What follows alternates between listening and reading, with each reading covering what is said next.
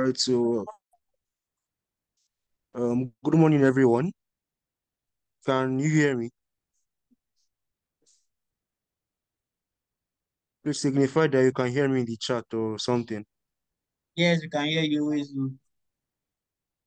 All right, so I hope you all slept well. Welcome to the last day of this well put together training on data analysis and data science. And today we would be venturing into unsupervised models, unsupervised machine learning models. And the one we're looking at today is clustering. So I believe in the earlier classes we were told that we broadly have two types of models, in ML, supervised and unsupervised. So can anyone tell me the difference between supervised and unsupervised? Just raise up your hand.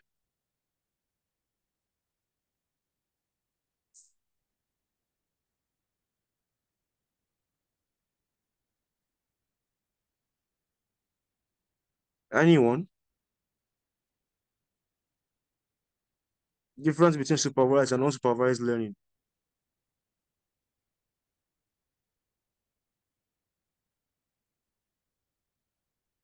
Lawal, you can speak.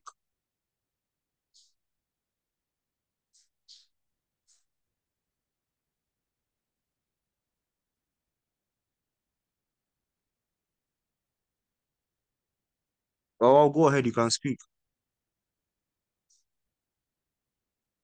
Anyway, so they may not be able to unmute their mic, but you can check the chat for responses. Okay, all right. I see responses from Omotayo and Victor, and yeah, I'd say they're mostly correct. So yeah, supervised machine learning, we train our model based on data that has been labeled, you know. We are predicting an output, and our data sets has the target variable we're predicting for, and the values of the target variables for the respective samples are being given. So yeah, the data is labeled. Of unsupervised machine learning, we don't have any such label. All we have in our data set are features and no y or target variable. So yeah, that's very correct. Glad to see that everyone still remembers that. That's nice. So we're looking at clustering, and clustering is a type of machine learning task that is similar to classification in the sense that we are trying to we're trying to put our data set into groups, It's like having classification, we try to group them into categories, In clustering, we try to put them into groups, So clustering non and being an unsupervised machine learning task, says that the data is not labeled. So in essence, you don't really know what you're looking for. All you're trying to do is get the model to look at the data and see and try to predict any kind of similarity between the different data points. And based on that similarity or whatever pattern it discovers, it groups them into structures or clusters. So for clustering, one of the algorithms we use for that is called k-means clustering. So k-means clustering, has anyone heard of that before? Or is this our first time?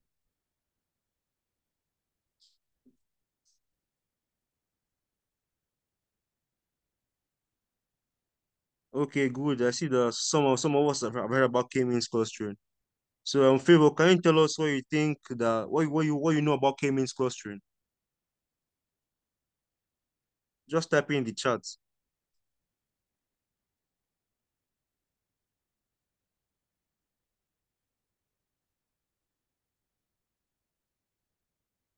Okay, I see for a couple of us it's our first time. That's good. That's good. By the end of this session, you know what it is, and I'm sure you have a good enough grasp of it.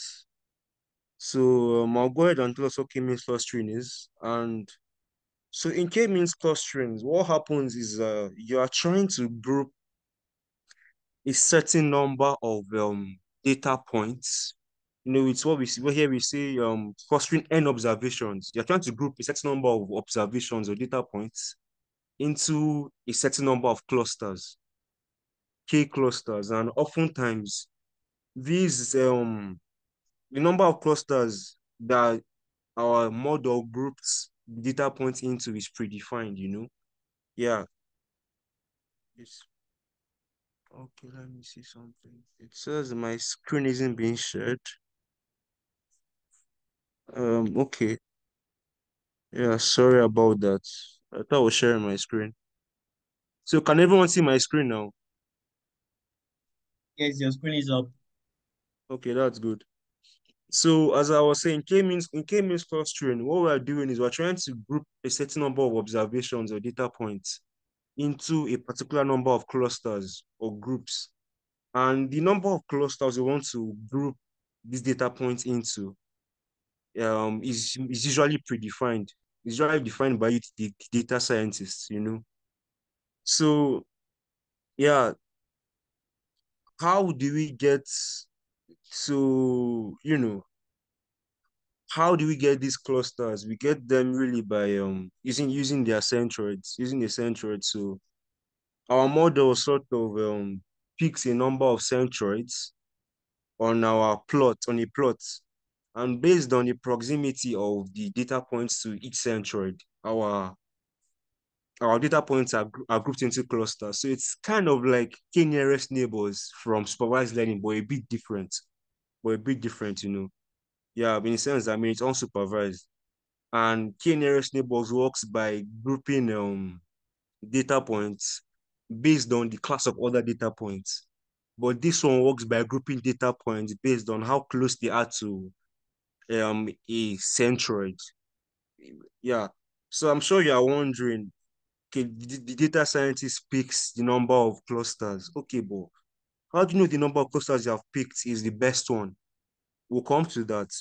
And also, I'm sure you're also wondering, how do we get these centroids? How do you know the centroids are modularized that are the best possible ones? Also going to get to that. So yeah, you know.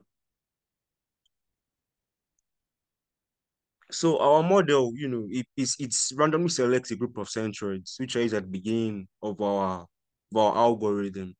And you know, it iterates over multiple steps, several steps, which it could be up to 100 really, to optimize the positions of the centroids. So it basically, so our model, you know, it picks a random um point on our plots to be our centroid, you know, based on the number of clusters are specified. You don't need the number of clusters to be same as the number of centroids. So it picks random points now on our plots to, you know, to serve as our centroids, and it iterates, you know, over multiple steps to arrive at our best position for the centroids. And how do we know we got to the best one? I mean, once our centroid stops changing in position, you know, we know that we have gotten to our optimal value of optimal position of centroids. So I hope that is clear. Does anyone have any questions?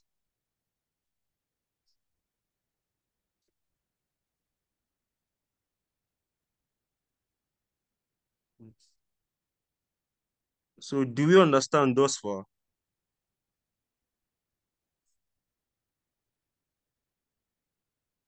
Oh, I can't see any. Sorry, Favor. What do you mean by Y decay? Okay, some of you asking me to do a recap. Okay, fine. I will do a recap. You know, so as I said, in K-means clustering, we're trying to group the samples in our data sets into a particular number of clusters. The number of clusters is what is called K, and how the algorithm gets its name. That's why it's called K-means clustering, because we group our data points into K clusters. So is that understood? Okay, someone's asking what a centroid is. So a centroid is basically the center of a cluster. That's what a centroid is. It's the center of a cluster. So I hope we are all on the same page now. All right, that's good. Favor is saying we're on the same page. What of you, Dolapo? Do you understand? Okay, Victor says he understands. All right.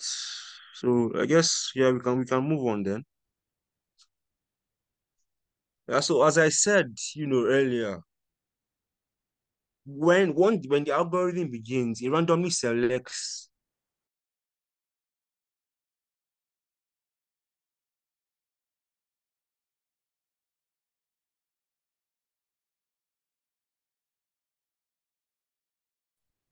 positions of our centroids, and optimum position for this respect.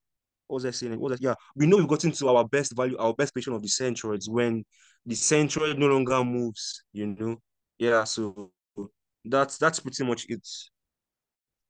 That's pretty much. So now you can see these plots.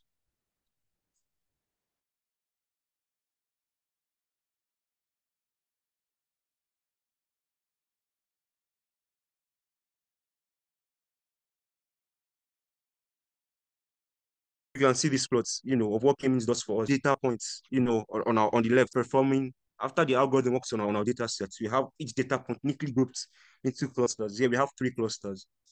So this is what the K-means algorithm does for us, does our data set for us.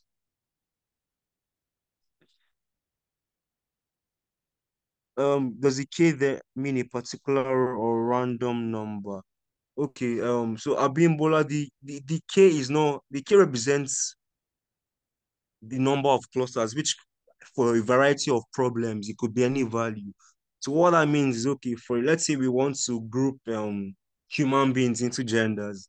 There are only two genders. So of course, so for that problem, our value of K is going to be two, you know. And for another problem, let's say we want to group houses into different colors in a neighborhood, and we have red, blue, purple, and green houses. For that particular problem, K is four.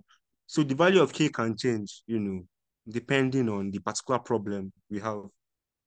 So I hope that's understood. Yeah, thank you, Lawa, for saying that the variable K is not constant. Yeah, the value of K depends on the problem we are facing, the particular task we are facing. All right, good. So now, how does our algorithm work? I think I alluded to that previously. So a number K of clusters is chosen, Yeah. Step two, at random K points, our model picks centroids, you know, and these centroid values are not necessarily from our data sets, meaning that these centroids are not necessarily data points we have in our data sets. That's what step two means. So now, step three, you assign each data point to the closest centroid. As I said earlier, K-means clustering and the k-nearest tables are quite similar. But however, whereby the K-means algorithm classifies data points based on the class the data points close to it fall under. Our K-means clustering algorithm classifies data points based on the centroid closest to them. Yeah, so that's it. So after we've assigned each data point to the closest centroid, we compute and place the new centroid of each cluster. Yeah. And after that, we reassign each data point to the closest centroid. And if any reassignment took place, which means that if any data point was moved to a different cluster, you compute and place the new centroid of each cluster, you know. And go back to step five. If there are no more changes in the cluster that different data that our data points fall under, then the model stops. It has arrived at the optimum cluster for that particular problem. So as I alluded to earlier, there are two like main issues, like two main questions that will come to mind when you want to undergo K-means clustering. The first is how do you pick the right number of clusters? How do you do that? And the second is what did I say earlier? I can't remember what I said earlier. I think what I said earlier was apart from picking the right number of clusters, how do we know when our central values are optimal or something like that? If you guys can remember. So yeah. On to the first question. How do we choose the right number of clusters? So in this example, I mean, three clusters were chosen. Now you'd see on this diagram, we have something labeled P and we have things labeled C. So C1, so C represents the centroid of each cluster. So C1 is the centroid of cluster 1. C2 is centroid of cluster 2. C3 is centroid of cluster 3. P represents a data point, any data point in any of the clusters. So P1 is basically a data point in cluster 1. P2 could be any data point in cluster 2, and P3 any data point in cluster 3. Yeah. So to know the optimum number of K, the ideal number of K, we have this particular metric we use. And that metric is called within cluster sum of squares. Within cluster sum of squares. And this is the expression below. And it might look a bit scary, but guys, I promise that there's no need to be scared. It's quite simple to understand. So as we said earlier about how data points are put into clusters based on how close they are to the centroid. This metric basically calculates distance. So what it does is, for all data points in cluster 1, it finds the square of the distance between them and the centroid and adds them together. For all data points in cluster 2, it finds distance between them and the centroid.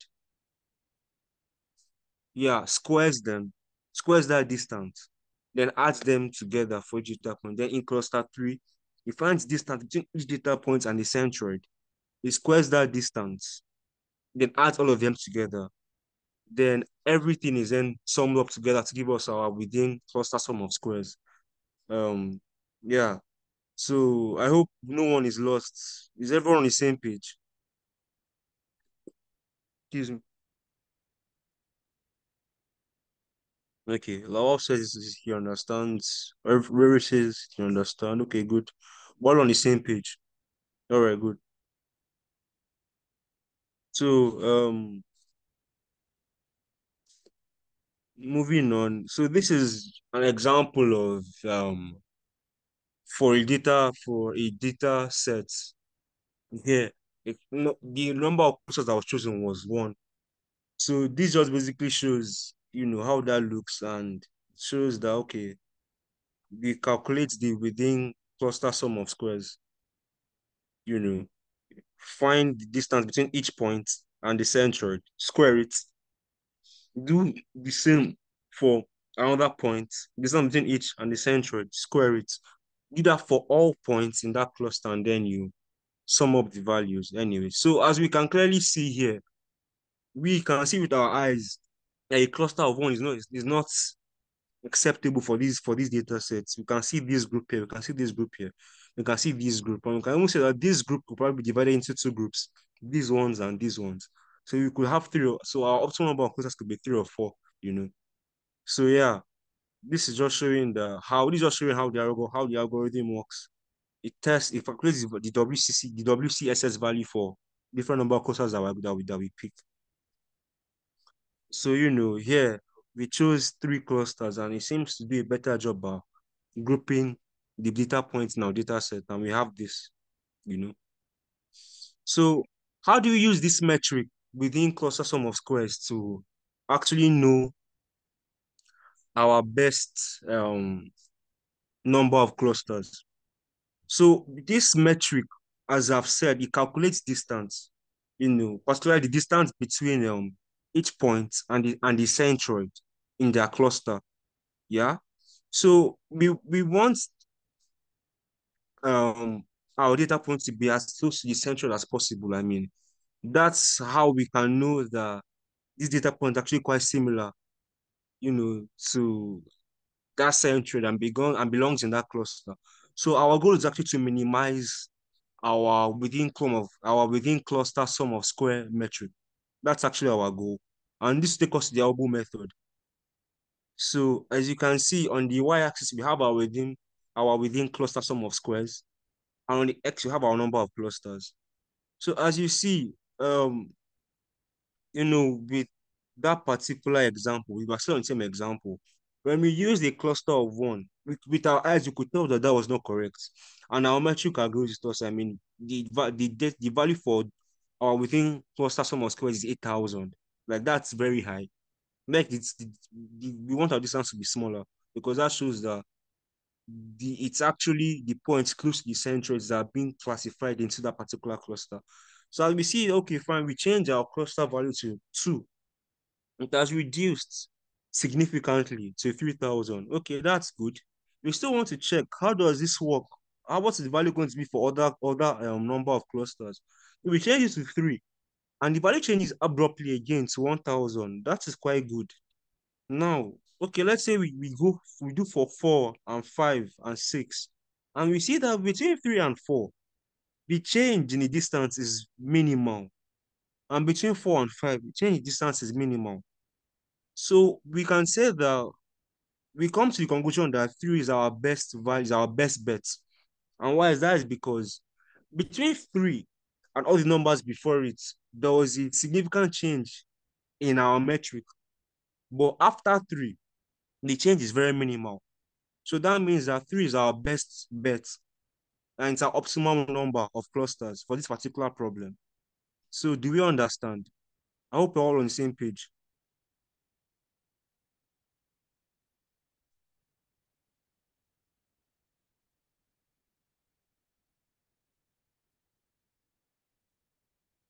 Okay, I see we all understand. Oh, David, you asked, since you have K-mean, is there anything like K-median or K-mode? Um, to my knowledge, no, I actually think there is none, but but for the sake of whatever little uncertainty I might have regarding that, let's say to my knowledge there is none. But actually I think there is none. Like there is none. There is no K mode or K median, but who knows? That could change in the future. I could be wrong, but to the best of my knowledge, we don't have the K mode or K medians algorithm. Yeah. So let's start coding, I guess. Enough of all the theoretical talk. It seems that you all understand, so that's good. Okay, you're asking me to do a recap of the album method. Okay, I will do that. So the album method, on the y-axis, we have our within cluster sum of squares metric. On the x, we have our number of clusters. Now, our goal is to get the within cluster sum of squares metric to be as small as possible. It being small means that our data points are close to the centroids in their respective clusters, you know, which is which is the ideal situation. So as we try for different values of clusters, we notice that okay, fine, the value reduces, but then how do we still pick the best one? Now, I said here we stumbled on 3. We chose 3 to be our best one. Why? And that was because between 3 and all the other values before it, which is like 1 and 2, the difference in our metric was substantial. But after 3, you know, the difference between our metric when we choose 4 and 3 and 5 and 6, like the difference is very minimal. It's not substantial. So that says that 3 is our ideal value for the number of clusters. So I hope you understand now, Shay. Is that good?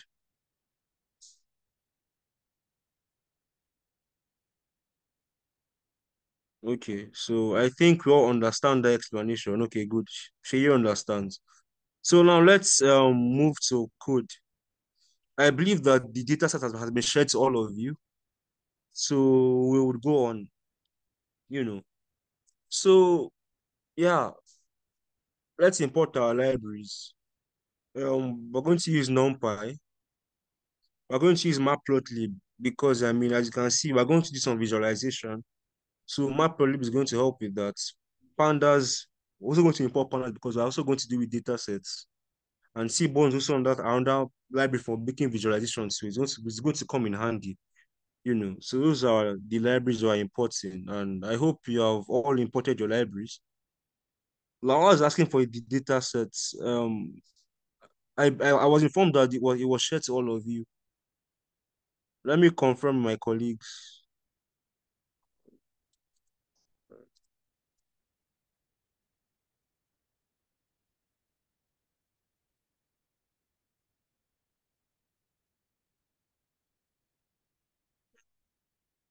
Yeah. The dataset is called morecustomers.csv.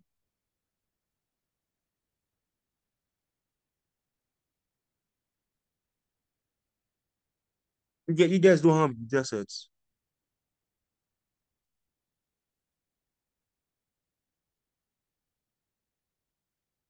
Okay. Okay. Okay, I'll make sure that it gets to you guys. Give me a sec.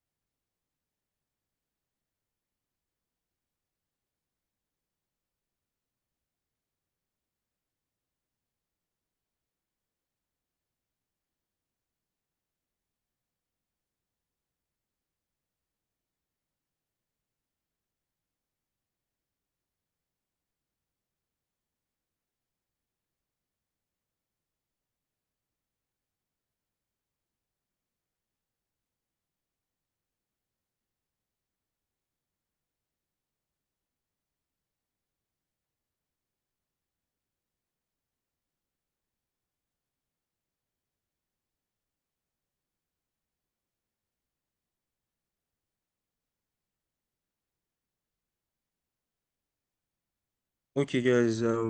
I'll proceed with the class. I was informed. You guys are going to receive it. So, for the sake of time,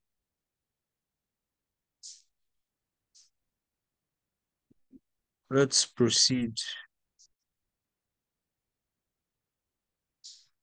So, can you guys see my screen? I believe you can. You can see my screen and can hear me. Okay. Okay. Yes. So, first things first, we import our data sets, and I believe you guys are used to this. So, we use pandas, which we've imported as PD.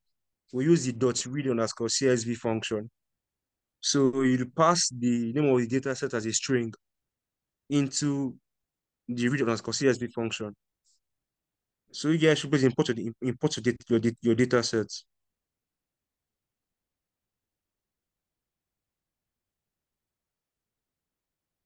So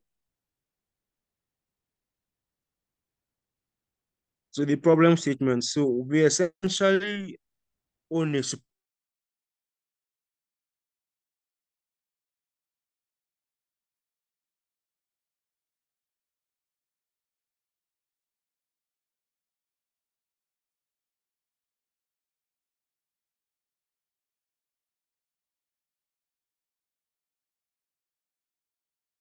score. So because the spending score is 200, the more because what we want to do is that we want to understand customers who can easily be targeted for a new stock of goods, so that these insights can be given to our marketing team to properly advertise our products or our goods. Okay, so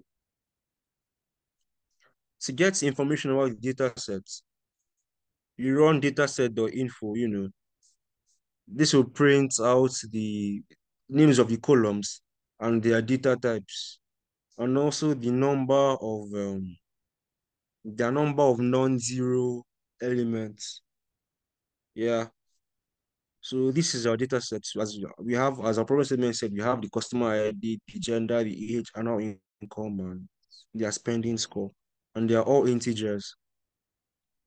So the next thing, when we have a data set like this, you want to check if it has missing values, or not, because missing values are going to affect our model. Our model can work with missing values. So to check that, we use the is now dot sum function. And for all our columns, you have no missing value. So that's good. That's very good. You know. Yeah. So let me do something. Data sets done.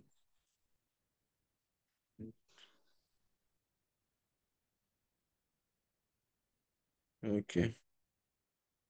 Yeah. So data set ahead, you see the first five values in our data sets. You can see the customer ID, you can see the gen. Okay, and this is him. Yeah. Our gender has already been encoded. Okay, I should have reset my kernel. Let me restart my kernel. To so that this can be very seamless thing. So let's restart my kernel. Import data sets. Set info.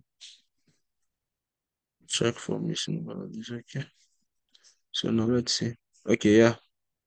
So we can see something interestingly, like,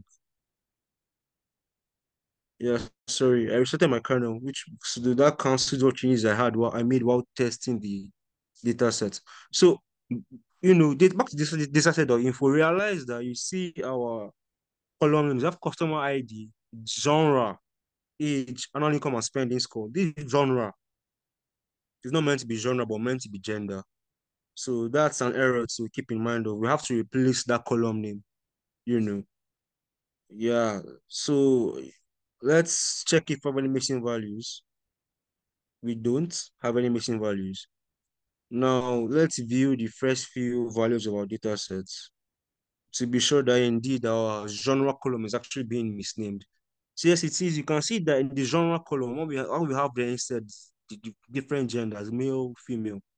So we have to rename this column, you know.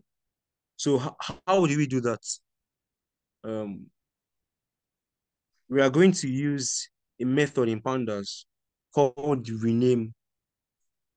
So in rename, using so dataset or rename, we are going to pass in.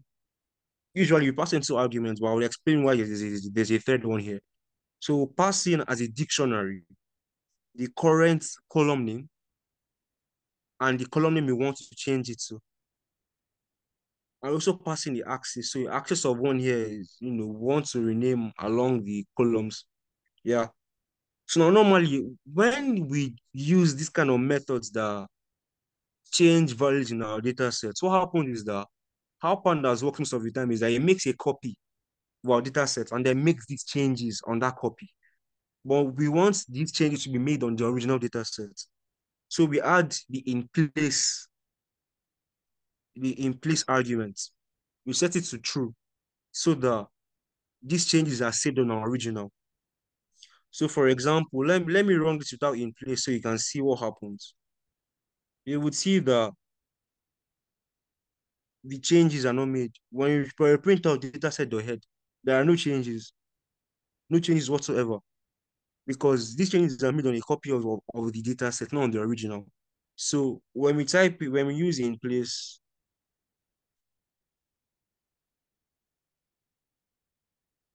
and run it, you can see that the changes have been made, you know. So that's why the in place argument is there. So we want to see a little bit of EDA. So we want to see how many, you know, male and females they are. So we use the value counts method after accessing the gender column in our data set. And from running that, we can see that, yeah, we have 112 females, 88 males, and the data type for yeah. So, yeah, we have 112 females and 88 males. So, in our data, you see that we have numerical values and also categorical values, but computers don't understand, you know, the alphabets. They understand numbers. So we have to change our gender values here into a number.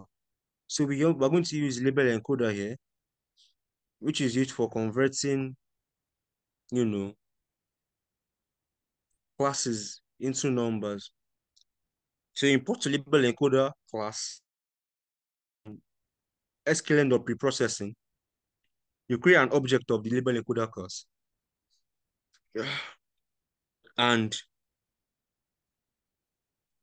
you fit the gender column in our data set and transform it with the label encoder class. And you store that value in our gender column in our data sets, which is what this part of our code does. The output of this transformation is stored in our gender column.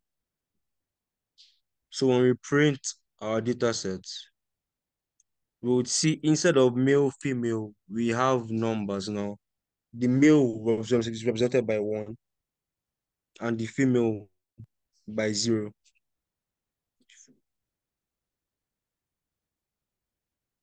Is that understood? Are we on the same page?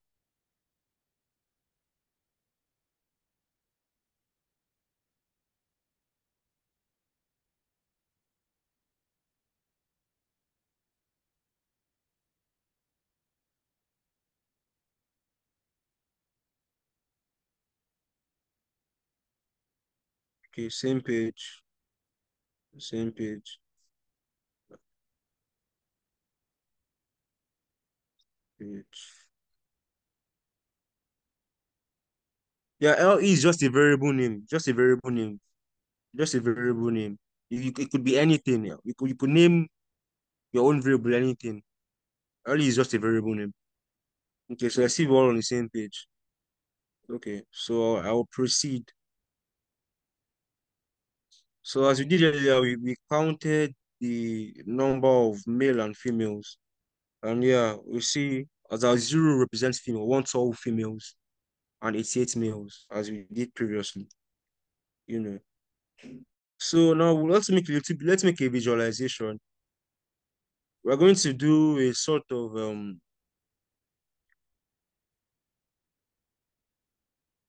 bar chart, a sort of bar chart gender for our gender column essentially. So with the title of our plot, we initialize that using plt.title. We imported the what's it called? PyPlot as plt. So plt.title, the title of our plot. So now we want to use Seaborn for our bar chart, you know. So I want the grid to be sort of dark, the background to be dark. So I set using I put in my Seaborn as SNS. So I set my Seaborn using SNS.set. I set the style to dark grid so that I can have a sort of darker background, yeah, you know. And for this bar chart, we're going to use count plots, you know, and be passing the data we want to make into a bar chart. And that data is our gender column. So X is going to be equals to our, this. Well, it represents our gender column. So for those of you who are familiar with Seaborn, this is okay. Someone is saying I should scroll up a bit to the fit transform. Okay, let me go back to the fit transform. Yeah, so this is the fit transform. Um, I hope you guys have seen what you want to see now.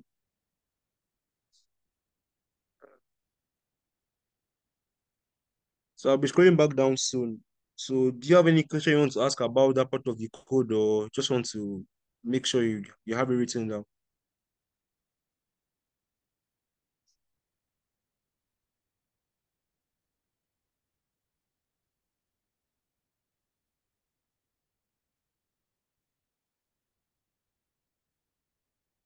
All right, so waiting for Rashid.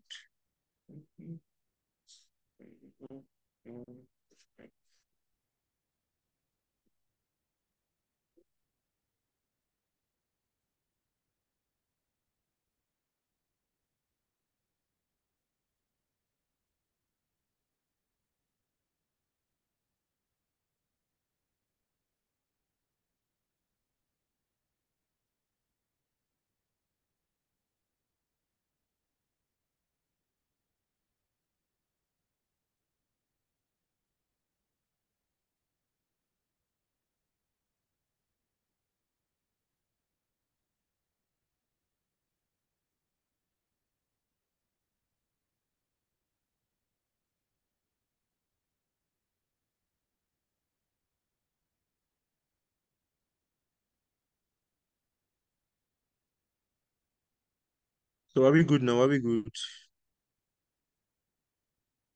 Yes, it is Newton. This is the place where we converted the male and female to numbers. Yes.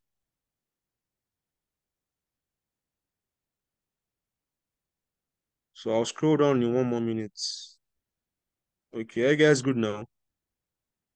I'll wait for 1 more minute before I scroll down.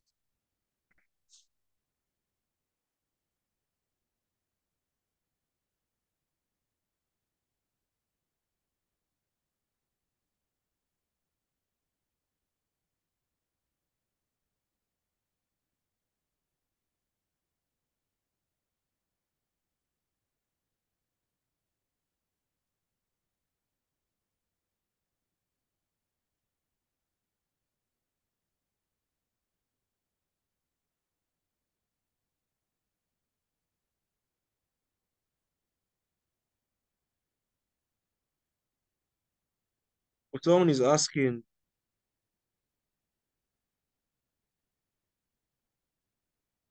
about converting numerical to categorical data. For that, we use the inverse transform, method. So here we named our label encoder LE. So you use LE dot inverse underscore transform to change numerical to categorical. Let me do a demonstration. Yeah. Let's see. Let's see something.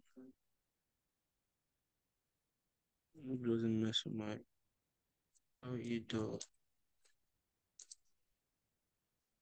inverse transform.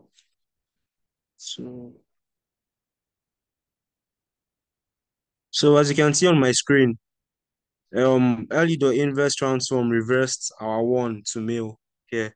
So that's how you change numerical back to categorical. Hope that's understood. So I'm going to scroll down, guys. Someone's asking the order of the transform matters.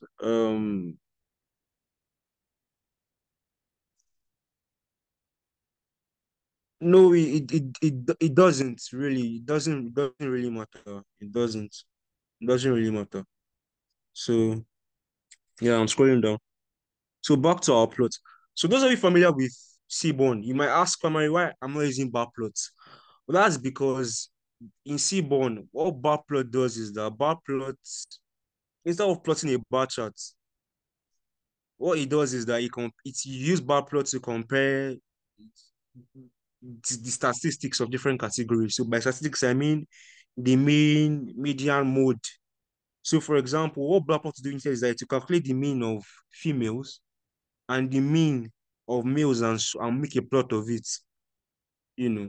So that's what to do. But count plots instead like shows us the number of females and the number of males. So that's why I use count plots here instead of bar plots. Yeah, so as you can see, title count of females and males. And we can see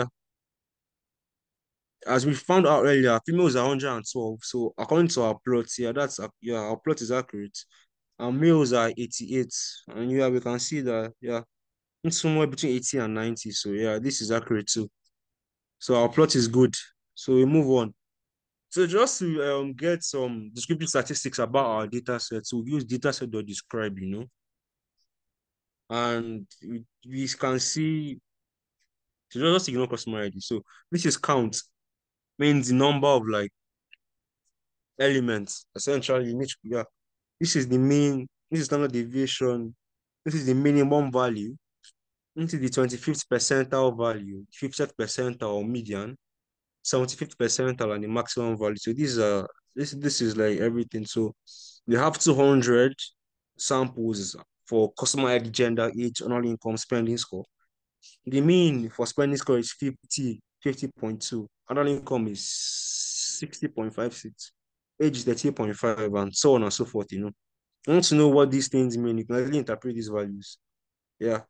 Now, minimum value for age 18, income 15.0, score, spending score 1, you know. So you just go on. So now we want to find a correlation between features of our data sets. You guys might wonder why this is important. But I'll get back to that in the future. But for now, let's just look at this code. So we're going to use the pair plot function in Seaborn.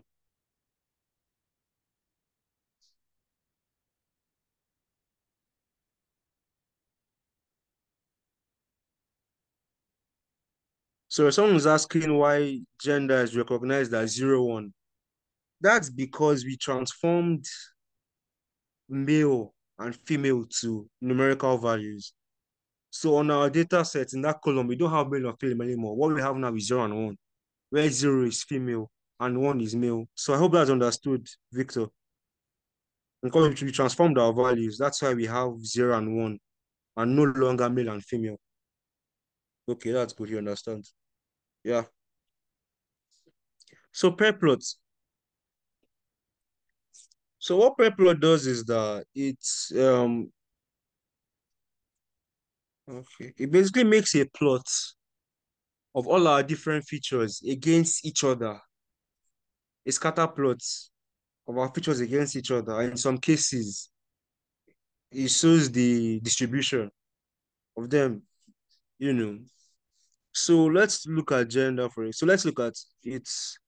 So our first place on this y-axis is gender, and here we have gender too. So what happens exactly? So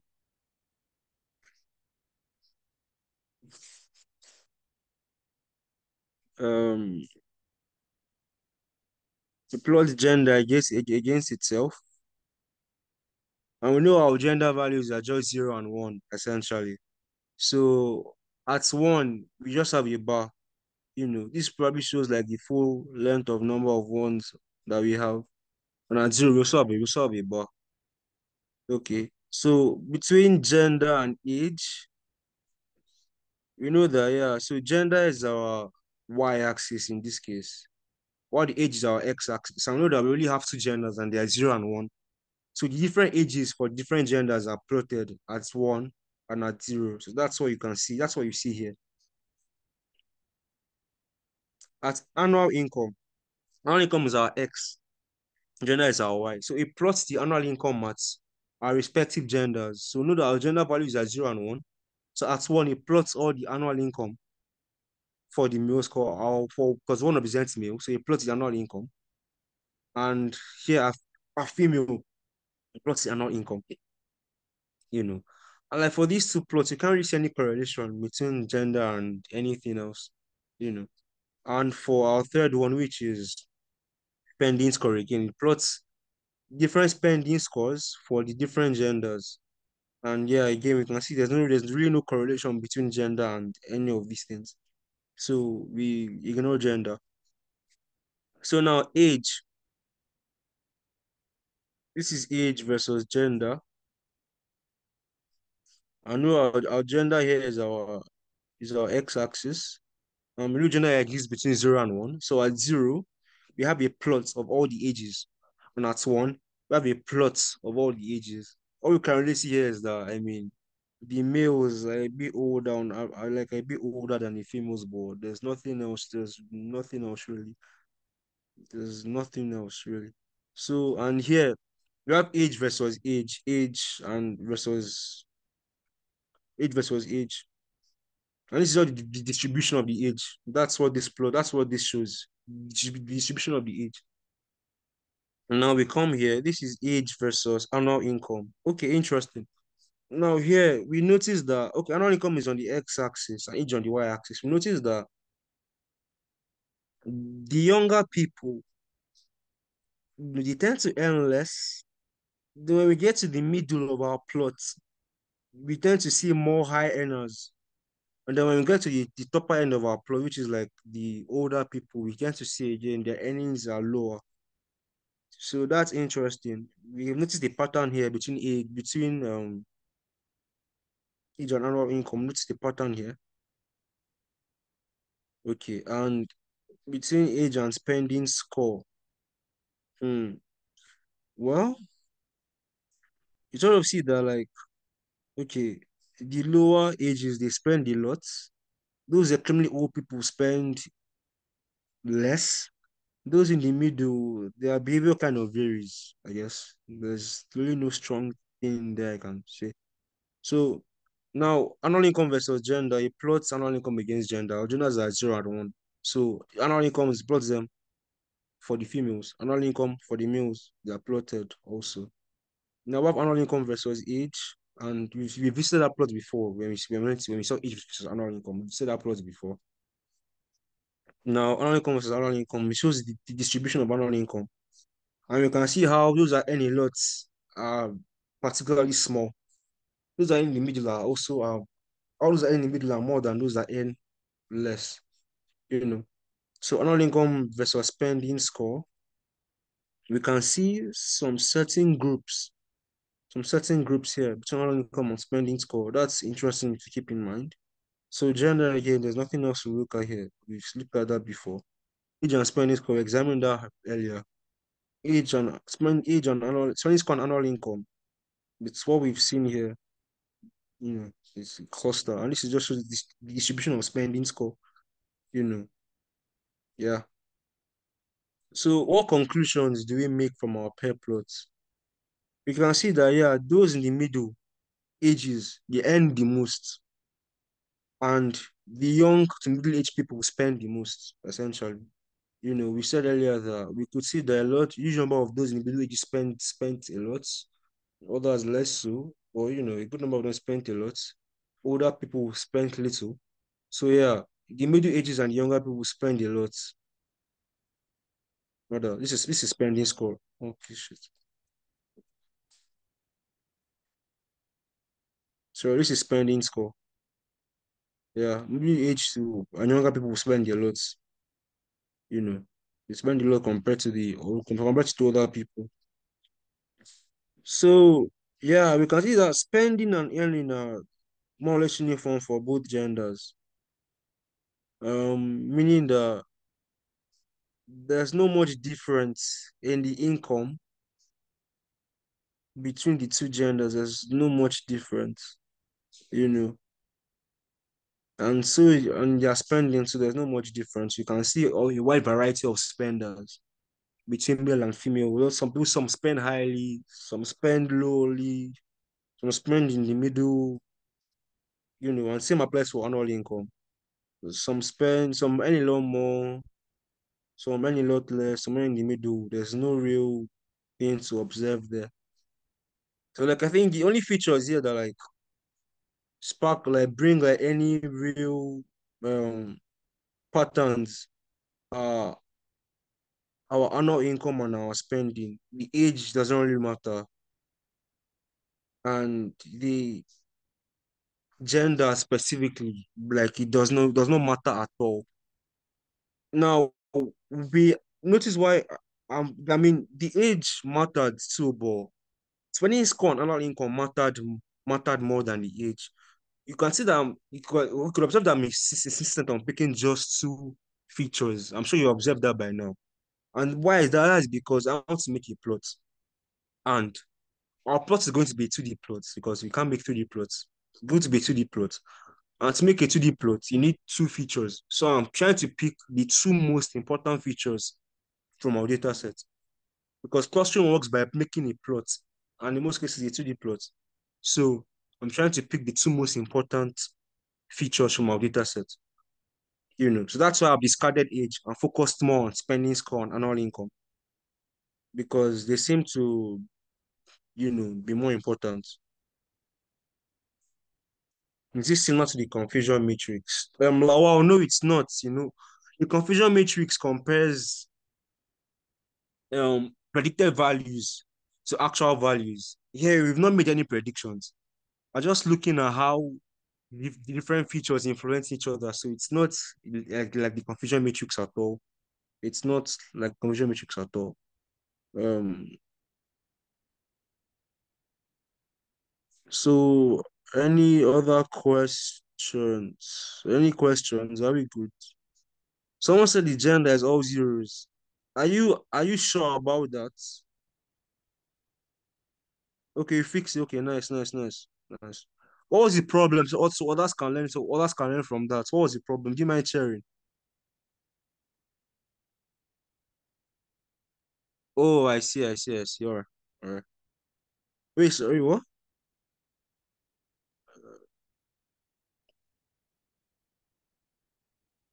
Favor, you said x equals.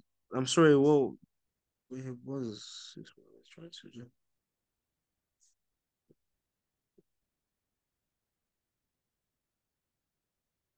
Favor, I don't understand what you're trying to do. So could you mind explaining more so someone could help you in the chat in case I don't see your message. I don't see your message. So isolate annual income and spending score. We are going to do this. So I'm going to take all. So if you okay, let me do something in case you didn't see this earlier. Or shall let me just scroll up stuff. So in our data set, you can see that we have 5 columns. Customer ID is going to have an index of 1 or 0 rather of 0, gender 1, age 2, income 3, and spending score 4. So the indexes of income and spending score are 3 and 4. So that is why here, when we're trying to create a data set comprising of just both of them, we take all rows or only columns 3 and 4. So that is why we have annual income and spending score here alone. You know, yeah, Excel prints out our first 5 values. Yeah. So I hope we're all on the same page, everyone. Are we all on the same page? Mm. Are we all on the same page, everyone?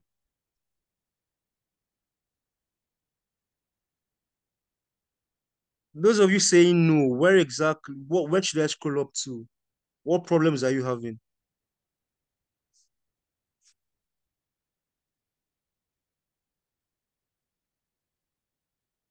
See, most of us are on the same page. Okay, someone's descriptive statistics. Okay, I'll do that. Mm.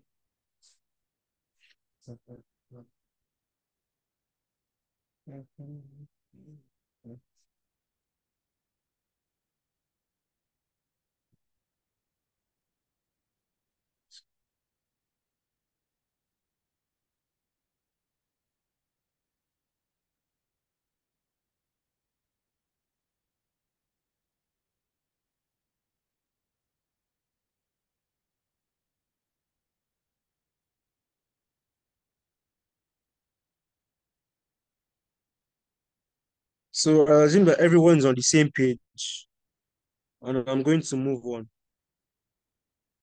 So remember, guys,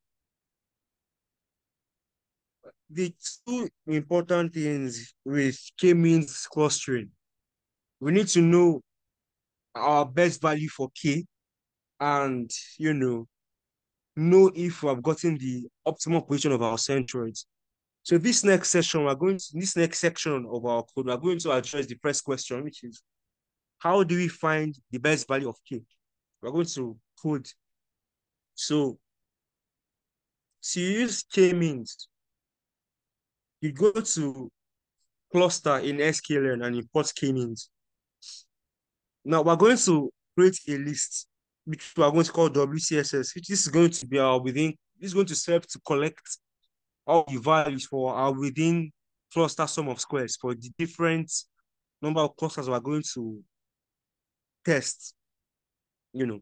So we're going to run a for loop from 1 to 10.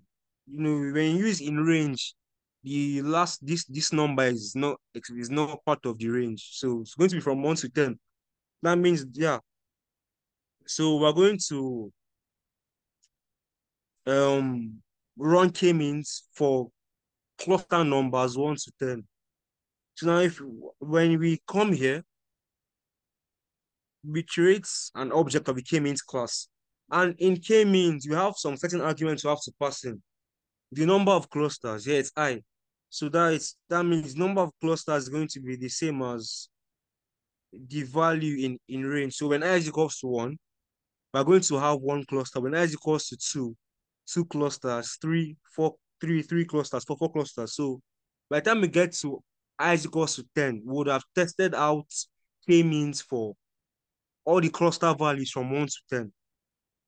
So now init is equals to k-means plus plus. This must always be there to initialize the algorithm for now random states. This is done so that you know how sort of when we are splitting our okay, I don't know if you guys are familiar with when we use the random what's it called, random function or random class, or whenever we're trying to split our data into train set and test sets, use random states so that like sorry, excuse me, so that we get the same, so that our so in that like in the case of splitting our data into test set and training set, so that every single time we split, we get the same split. We do not like just get random splits each time you split. So the same knowledge so it's the same like knowledge applies here. We're trying to have our results to be reproducible. So we pick a random set of 42 to make sure we get reproducible results. So after creating our k-means object and storing it, we fit our k-means on X so we can train the model.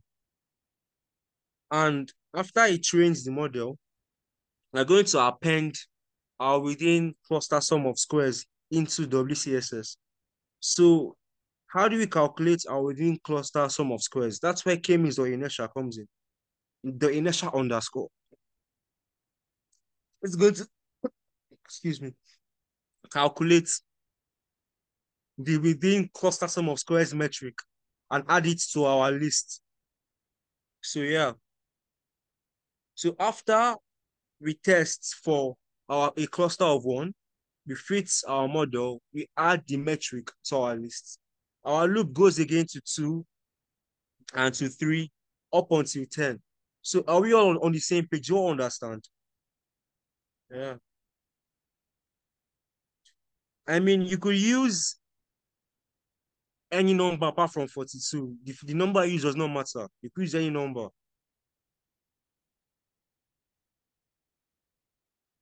So I hope that's understood.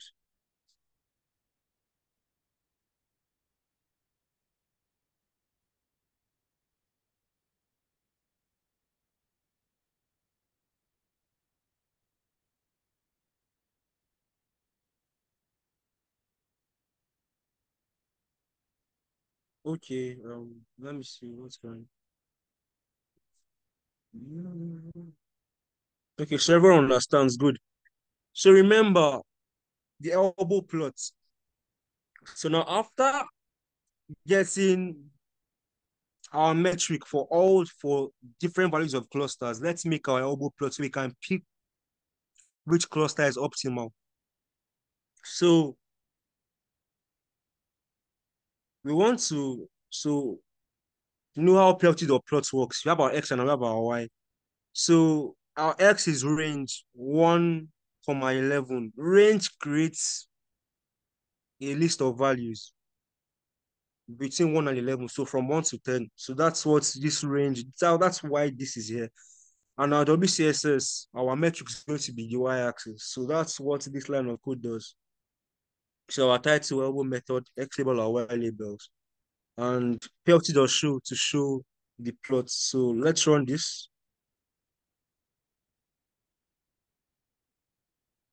And we can see our elbow method.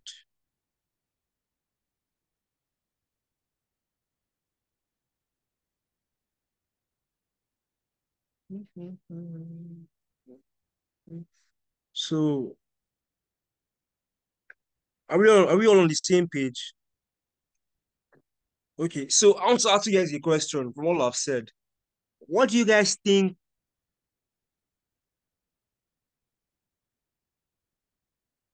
What do you guys think the optimal number of clusters is from our plots? What do you guys think it is? Mm. I see some of you are saying five, some of you are saying four. So those of you that say five, can you give me your reason? Some are saying six, some are saying, oh no, favor, we can't have 4.5. You can't have 4.5. You can only have discrete numbers, so whole numbers. So can anyone who has picked five tell me why they think it's five? So am I saying between four and six? Yes, it's between four. Yeah, okay. Five. Okay. So to save time, I'll tell us why it is five. The correct answer is five. And why is it five? Notice as our number of clusters changes, the WCS changes abruptly. So between one and two, there's this abrupt change. Between two and three, another abrupt change. Between three and four, another abrupt change. Now, between four and this place, which is five, there is another significant change. But after five, between five and six, the change is marginal. Like compared to the previous changes, it's very marginal. It's a very small change. So based on that, five is our optimal number of clusters. So those of you who picked five, you guys are very correct. And you guys give yourselves a round of applause. That's a very correct answer.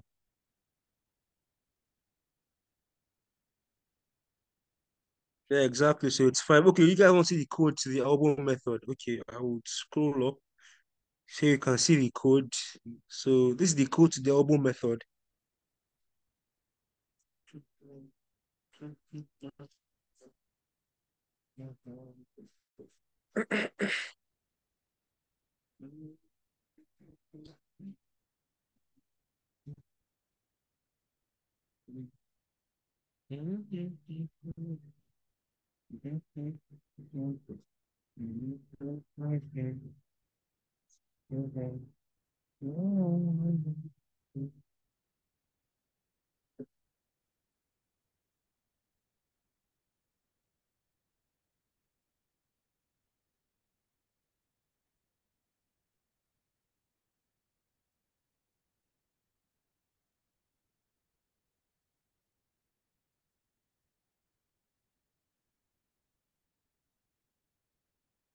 Okay, Timothy asking to go over the code again. Okay, fine. I'll go over the code again.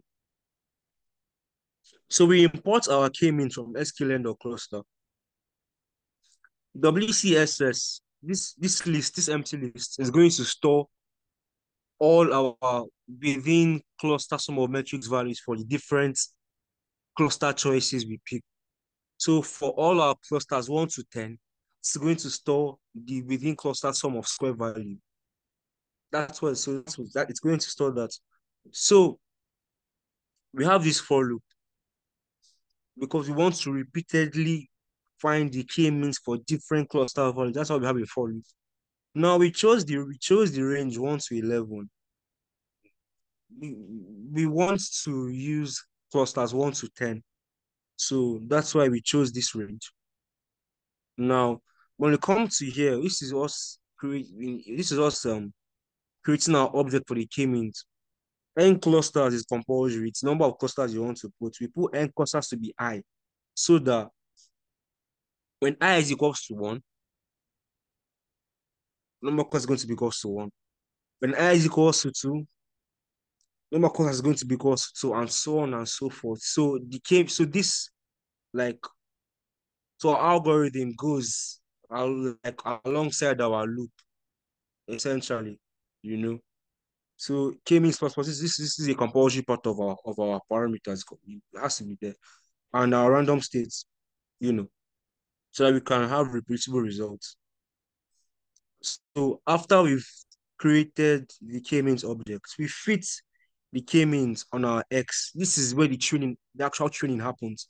So this trains our model on our features, the spending score and annual income, you know.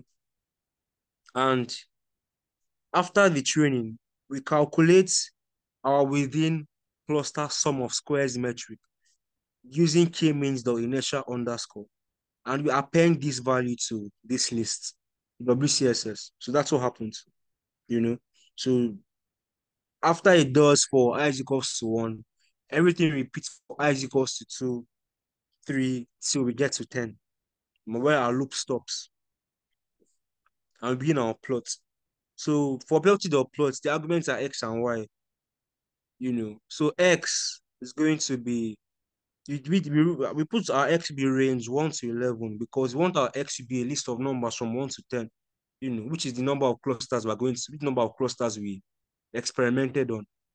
And WCSS is going to be our within cluster sum of squares metric. So PLT.X is explanatory, X label explanatory, CS this is explanatory, and PLT.show to show us our plot, you know. And after running our code, we have the plot here.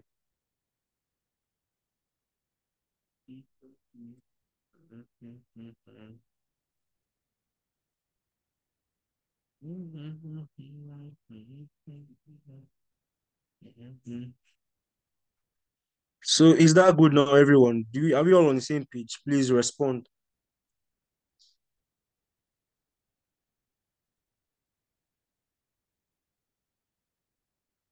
Please, guys, respond in the chat. Are we all clear?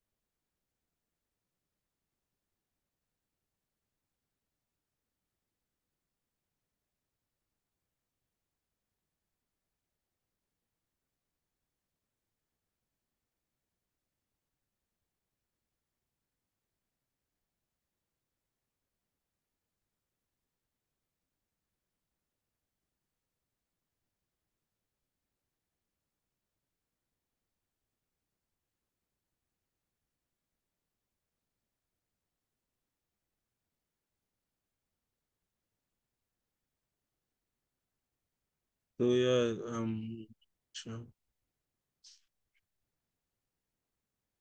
So it's clear, good to go. Someone said they believe that 6 will also be the answer. Well, I mean, let's forget what's our plots. When you go to our plots, like between 5 and 6, there isn't much of a change. Like there isn't. So based on that, 5 should be the optimal one. When you compare the changes between 1 and 2, 2 and 3, 3 and 4, and 4 and 5, you know. And okay, now why it's called the elbow method? Haven't even got to that. Is because you know how the human elbow is shaped, you know, the point that is the best value is where your elbow is. So if you were to like think of this curve as an elbow, where do you think the elbow is going to lie? Where? The elbow is going to be at 5, you know. So that's another way for cross-checking if you are correct or not. Where does the literal elbow lie? in this curve. And that elbow is at 5. At 6, what we are 6, we have something flat, you know. The elbow is at 5. So I hope that's understood. We all agree that the answer is 5. So I'm going to move on. Yeah. So we've agreed that the optimal value is 5. Yeah. So we're going to again, so we're going to create our k-means objects using a cluster of 5. Yeah. And we're not only going to fit it on X, but also going to predict. Now, so because we're fitting and predicting, we're going to use fit underscore predict. So this predict function is what is going to actually create the clusters. So yeah, so YK means is going to be equal to our predictions. It's going to be equal to the model's predictions. Okay.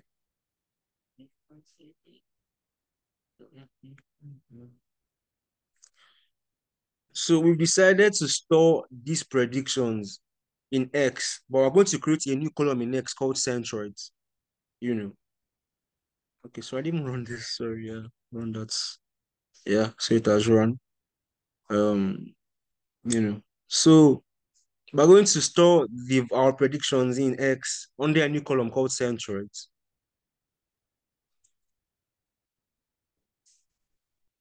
And when we do that, we have this. So these numbers are our predictions, the predicted clusters. That's what these numbers represent, you know. So because we use 5 clusters, our cluster values are going to range from 0 to 4. So we have 0, 1, 2, 3, 4. Yeah. So now when it comes to the actual visualization, now we want to, because you can't use scatter on the data frame, we want to convert, you know, our data frame into an array. So that's how we use x of values. So x now equals x of values, which is an array. Okay. So what are we doing here? We have 5 clusters. Yeah. So we want to plot x for where the cluster value is equals to 0. Now x is sure I'm coming, maybe do something. Okay, after let me do something here. Print out x. What value of x? Let me see something. Because I have run this out.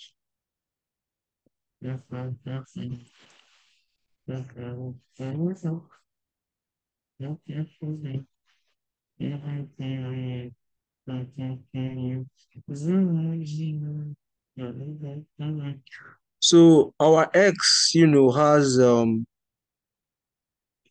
3 columns. And we know that the first represent our features. Yeah, the first represent our features. We want to make a plot of our features against each other. So one is going to be X and one is going to be Y. So we decided to make the first feature X and the second feature Y. No particular reason. It could be either of them, to be honest, because it's not like one of them is a predicted value, so it has to be Y or something. No. So I think it could be either of them. So yeah, we had to make our first feature X and our second feature Y. And that's what this zero here is saying, okay, for the first, so X values, yes, where K means equals to 0. But in X, you want only the first column. That's what this 0 means. So now this is saying the value is in X where YK means is 0, but you want only the second column. Yeah. S is saying the size. We want the size of our points to be 100. We want the color to be red, and we want it to label it cluster 0. Now for cluster 1, we want to make a scatter plot where of X, where yk means is equals to 1, the x of that plot is going to be where it's going to be the first column of our x array. The y is going to be, as I said, this is cluster 1. Yk means is going to be equals to 1, but we want the second column. So we have 1 here. Similar size. When I want the color to be blue, label to be cluster 1. For our third cluster, we're making a scatter plot again, x, where yk means is equals to 2. The x of this scatter plot, the horizontal axis of this scatter plot is going to be the first column in our array x.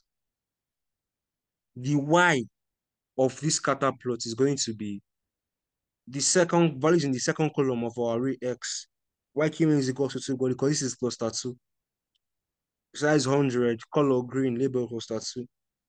For cluster 3, which is actually our fourth cluster, we want the x of our scatter plot to be values of x, where yk means is equals to 3, but we want the horizontal axis to be the first column of x.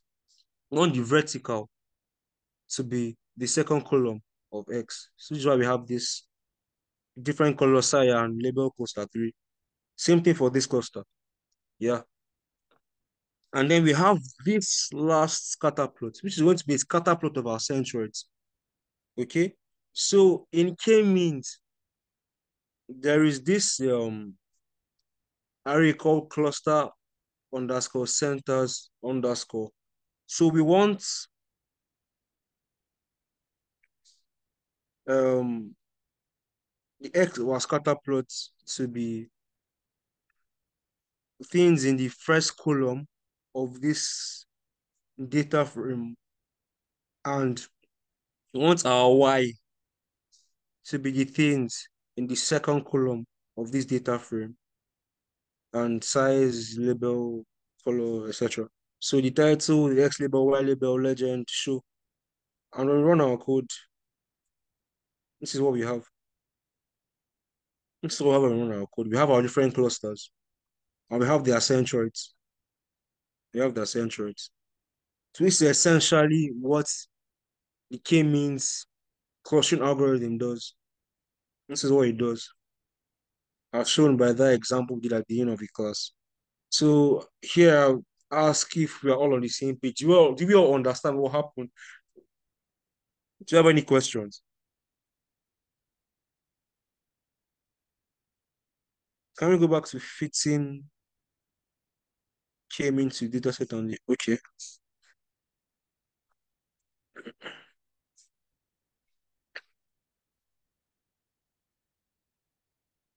Here we fit the k-means with cluster of 5 on our dataset and make predictions. The predictions are is going to be what cluster it feels that data point should be in, which is what yk-means is.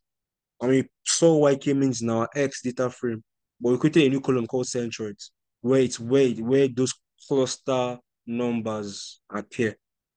So is that good? Is that good? I mean, yeah, you can have up to 10 clusters. The important thing is if 10 is the optimal number of clusters, yeah, you can have up to 10. Number of clusters can be as large as possible, but having so many, it should only be done if having that many is the optimal number, you know. We're not just making clusters for the fun of making clusters, but to find the optimal number of clusters. So yeah, it can be any value. It can be any value depending on the problem. That's why it's called k-means, because the k could be any value. How do you determine the accuracy of the predictions? Now, that's a very good question. And we'll come to that. That's a very good question. It's a very good question.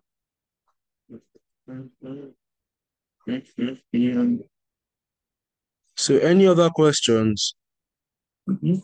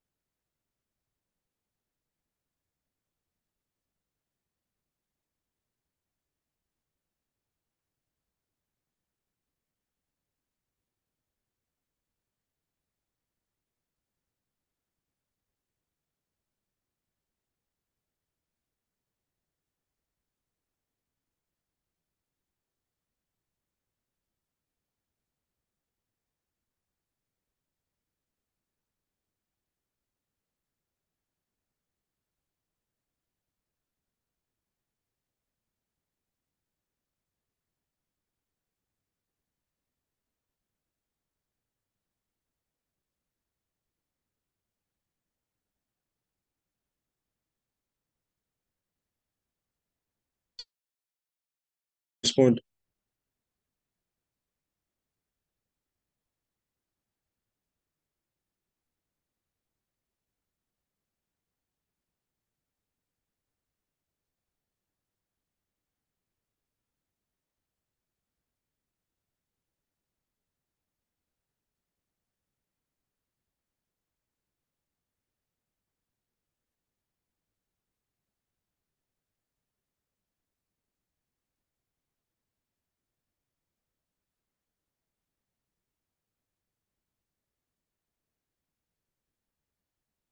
Okay, you want me to change the random state value? Okay, fine, I'll do that.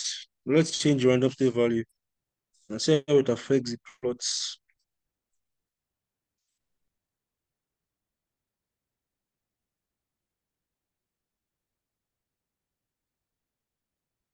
Let's use 60. Mhm.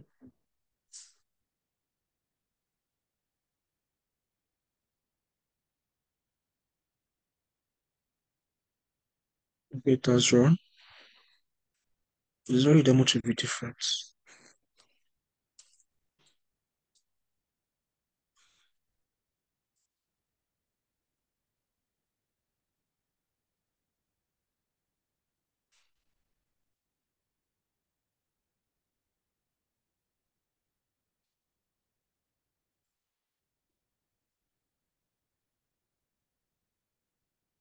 So having changed the random state value, is it really different from what we had before? I should have actually made a copy and so you could actually compare better. Uh, so I mean, there doesn't really seem to be a difference. Doesn't really seem to be a difference upon changing the random state value. Yeah.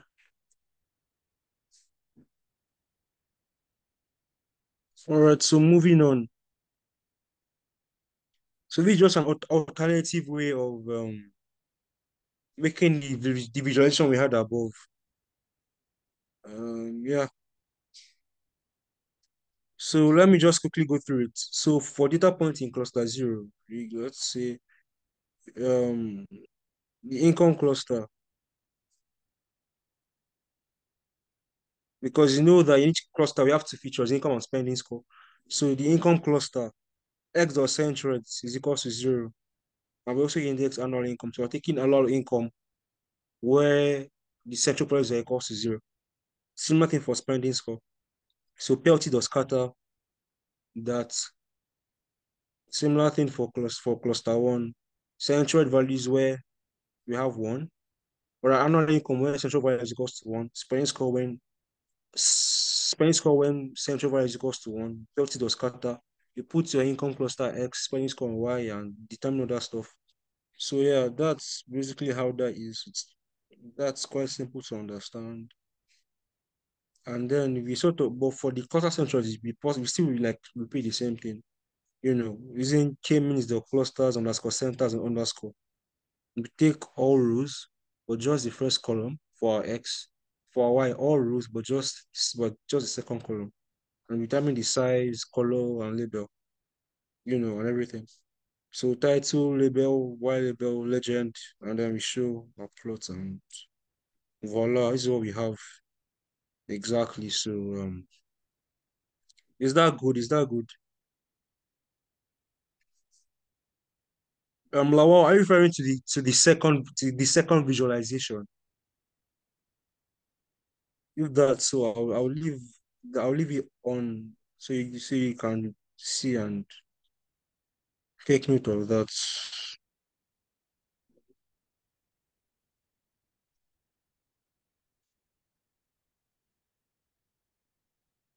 Mhm. Mhm.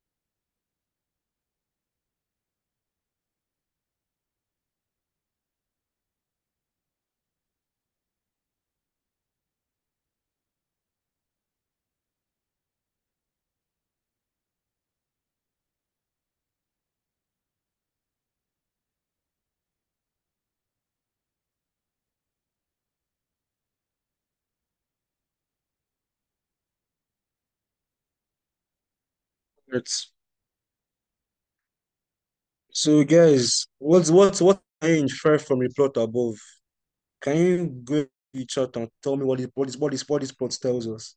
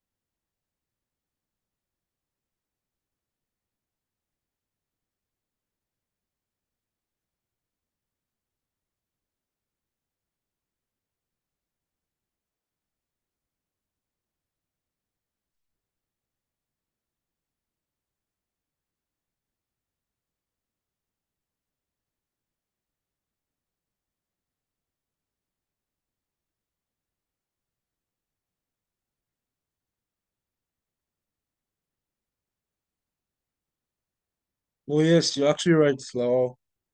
A lot of those who have high spending scores tend to have high annual incomes. That's quite true. And but I need something need to be more granular, like the clusters that is essential to cluster one. Good, that's a very good observation. So that's a very good observation. Anyone else have anything to say?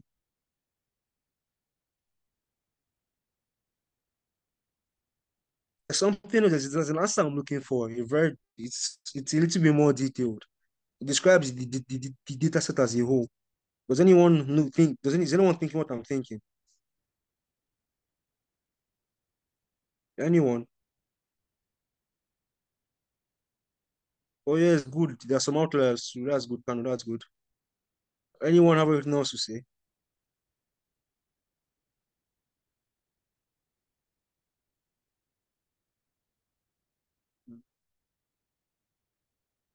You may prove people to succeed behave. Yeah, that's a good response, Newton. Good response. Okay.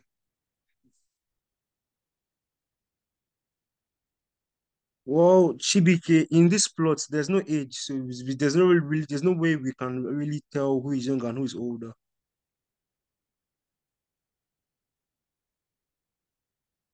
Okay. So what I was hoping someone would say is that we have five groups of customers. Those who earn a lot and spend a lot. Those who earn a lot but don't spend much. Those who earn little and spend little. Those who earn little but spend a lot. And those who earn just an okay amount and they spend accordingly. So that's actually what I was hoping someone would tell me. But all of you gave good answers and very interesting answers. Yeah, so that's what I wanted to say. So let's learn more interesting responses in the chat. Yeah, in the blue cluster there's more. Yeah,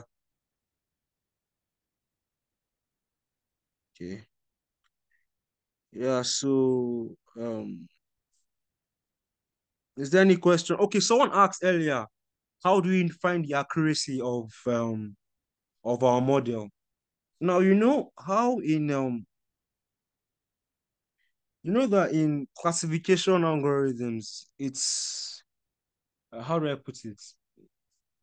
Our training set had had like label predictions.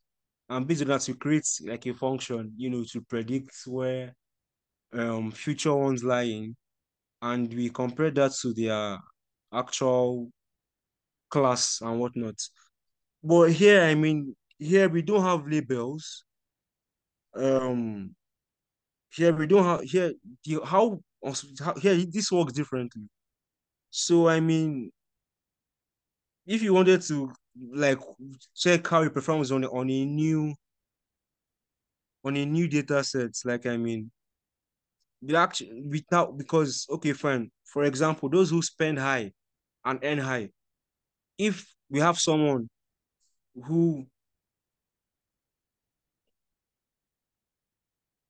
who earns high, for example, I mean, no, no, no, no.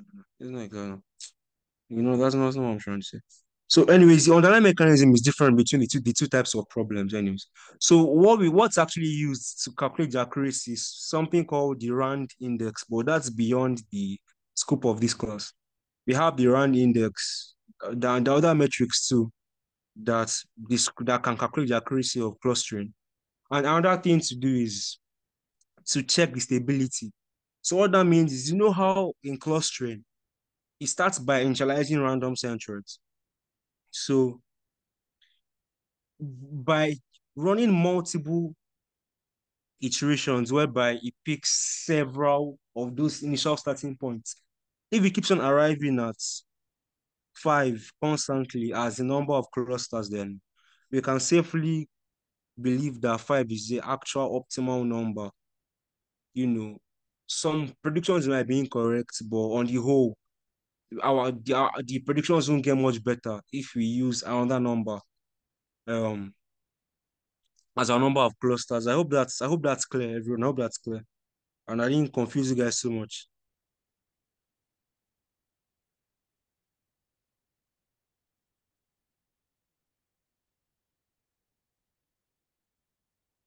So does anyone have anything to say? Any question?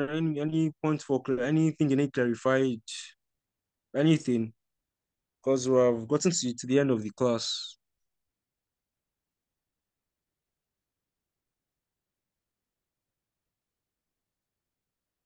Okay, the code for the viz. I will scroll up so you can see that. Interpretation, do we give the centroids? Well, hmm, that's a good question. That's a good question. That's a good question. What interpretation can we give the centroids? Hmm. Hmm. Hmm. Well, I think how I'll describe the centroids is in it, the centroid is where you expect the median customer in each cluster to be. I don't know if that makes sense to you, Sekina. The centroid is where the median customer in that particular centroid, in that particular cluster is going to be. That's the interpretation I'll give the centroid of the cluster. So someone was asking for the code to the visualizations, and I would scroll up so you can see that.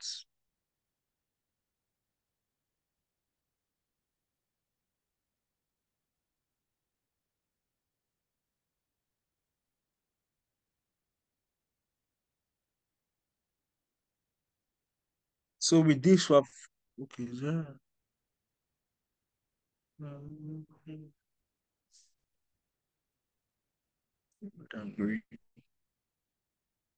oh, you're saying, oh yeah, the spread between red and green is a lot of B. Well, that means that I mean in that cluster, there's a wide range of different behaviors, but the behaviors are not different enough to be put in a different cluster. So yeah, that happens sometimes. Where, for example, I mean, let's look at boys. Let's say we have a cluster of human beings, male and female. Within males, like boys behave in all different types of ways. And same applies to the ladies. So that's how you could think of the green and the red clusters. How spaced apart they are. So guys, with this, any other question? Exactly. That's a good response, Olawo. That's Samuel. That's a very good response. So with these guys, we come to the end of the class. It was nice being your instructor. You guys made it worthwhile with your responses and trying to follow along. So I hope you all understood and thank you for attending.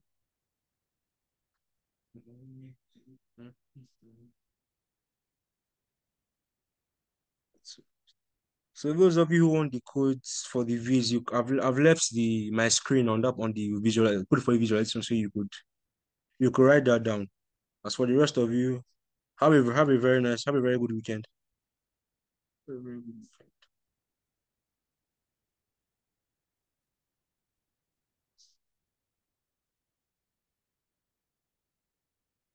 Oh, the recordings. I'm sure my colleagues make the recordings available to you guys. So thank you, everyone. Thank you. The attendance.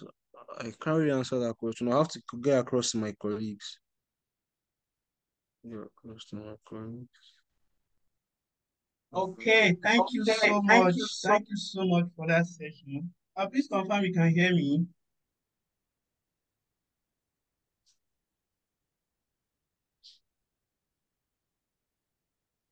I can hear you. I don't know about the others though. Okay, yeah. So just a minute.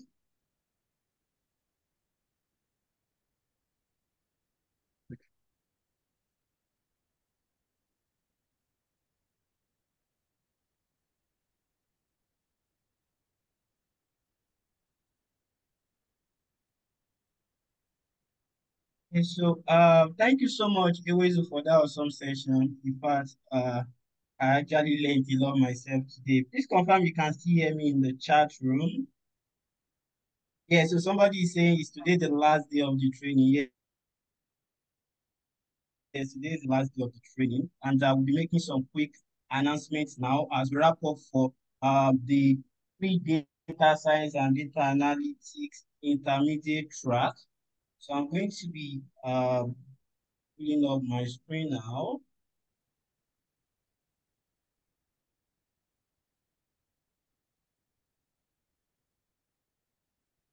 I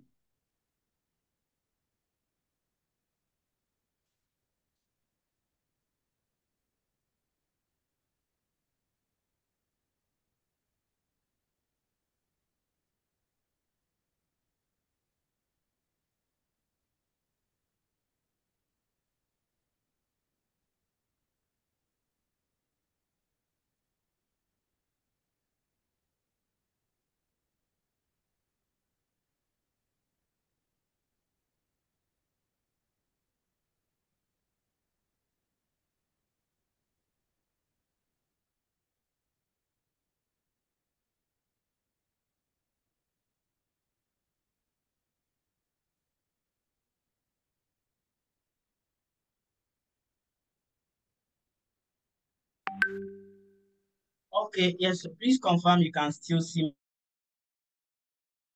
my screen and you can hear me in the chat.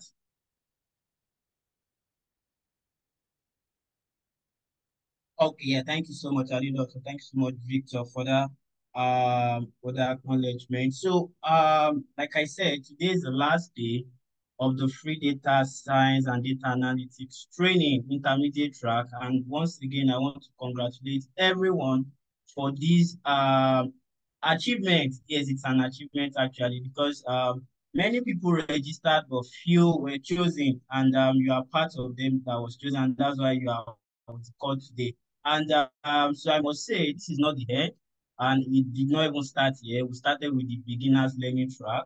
This is the intermediate learning track, and we have the advanced learning track that will be coming up next month.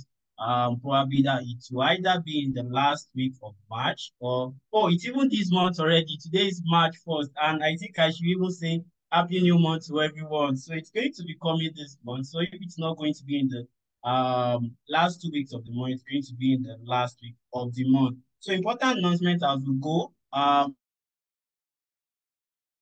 Everybody should submit their notebook and assignment. I think we've been doing this already, and we all have the links to submit this assignment. We'll also be dropping this link in the chat room, I mean in our dedicated WhatsApp group, and also via mail for everybody to start submitting their notebook for these 5 days and all the assignment that has been given to us.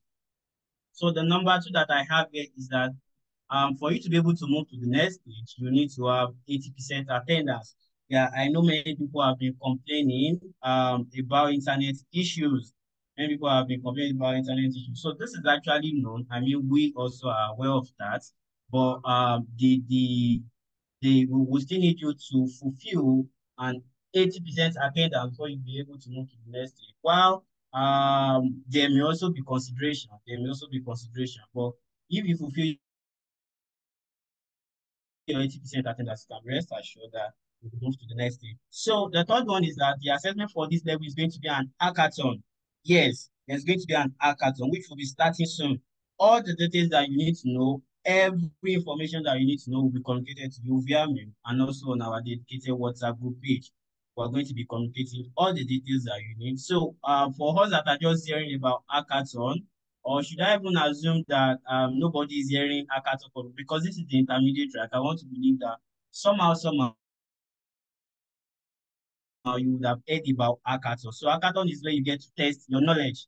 Yes, all what you've been learning since Monday, you get to test your knowledge and then you see yourself on the other board. So all the details will be communicated to us on our dedicated WhatsApp group and also via mail. So the number 4 here is that, so this is for those that moved from the beginner's track to the intermediate track. The link will be shared with you to submit your certificate of completion. For those that move from the beginner's track to the intermediate track, the link will be shared with everyone to submit your certificate of completion. Also, we'll be sharing some special training on the group that you should join. Yeah. So this might even be open to all. So we're going to be sharing links for you to keep upskilling yourself before the next track. And then also, yeah, so help us to give visibility to this event.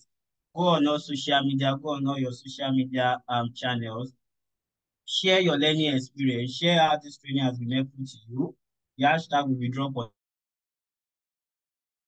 on our dedicated WhatsApp group, and you can also copy it right here. It is AI Day 2024. Let us know what you have learned. Let us know what we can do better, basically. And then all other information will be shared as time goes on. Thank you so much, everyone, for joining today. We are going to be meeting again next. We are going to be meeting again this month. Thank you so much, and do enjoy the rest of the day.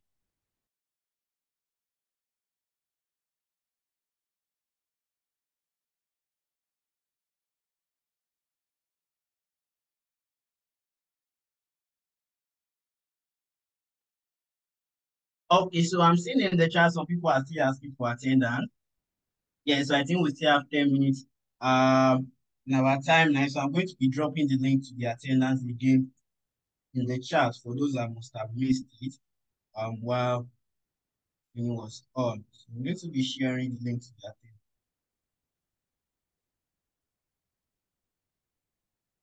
Thank you so much, everyone.